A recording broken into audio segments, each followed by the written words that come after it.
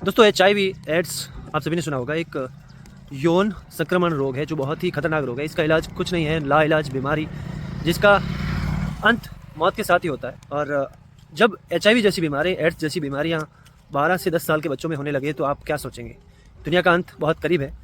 और ये बीमारी बच्चों में कैसे पहुंची? पाकिस्तान में तौसा शहर में एक सरकारी अस्पताल है जहाँ पे 350 बच्चों को एड्स HIV है और इन बच्चों में ये बीमारी तौसा के सरकारी अस्पताल से आई। वहाँ पे लोग सरकारी अस्पतालों में सिरिंज की बहुत कमी है, तो वो लोग एक ही सिरिंज से सबको टीकाकरण कर रहे थे और इस चक्कर में लगभग 350 बच्चे, तो अब तक उन्होंने बच्चों का पता कर लिया है कि इन बच्चों को HIV है। और इसके अलावा भी बहुत सारे बच्चे होंगे जिनकी जानकारी उनको पता नहीं है, जो बच्चे अब तक परिवारों ने ध्यान नहीं दिया होगा, पर वो संक्रमित हो सकते हैं।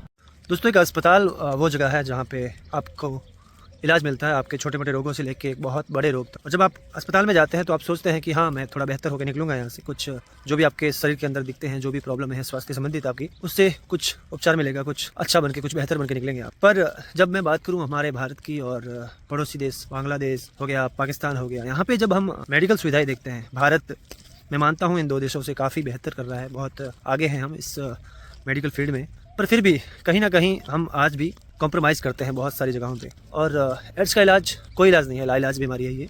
मनुष्य के अंदर क्षमता होती है कि वो खुद से ठीक हो सकता है, पर एड्स जब किसी व्यक्ति को होती है, रोग प्रतिरोधक क्षमता जितनी भी होती है वो खत्म हो जाती है और व्यक्ति धीरे धीरे मरने लगता है।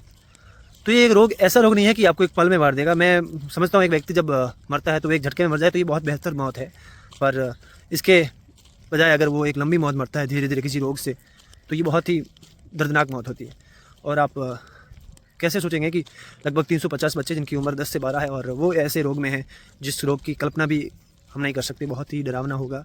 पाकिस्तान जैसे देश जहाँ पे युद्धों के लिए बड़ी बड़ी तोपें आती हैं, युद्धों के लिए सामग्री मंगाई जाती है, लोन लेके ये IMF से बड़े बड़े युद्धपोत, हवाई जहाज, सारी चीज़ें जिसमें भारत को नुकसान पहुँचा पाए और युद्ध कर पाए दो देश आपस में, ये सब मंगा लेते हैं लोग। पर ये लोग मेडिकल बेसिक सुविधाएं की कुछ होती है कि एक बंदे को जीने का अधिकार है, मुझे भी है, आपको भी है, ये आपका मौलिक अधिकार है। और एक मौलिक अधिकार को आप पाकिस्तान में नहीं ले सकते, आपको मार दिया जाता है एक छोटी सी सिरिंज को लेकर। और ऐसा ही भारत में भी होता है। भारत में मैं नहीं मानता कि सब कुछ बेस्ट है, हमारे यहाँ भी कुछ दिखते हैं।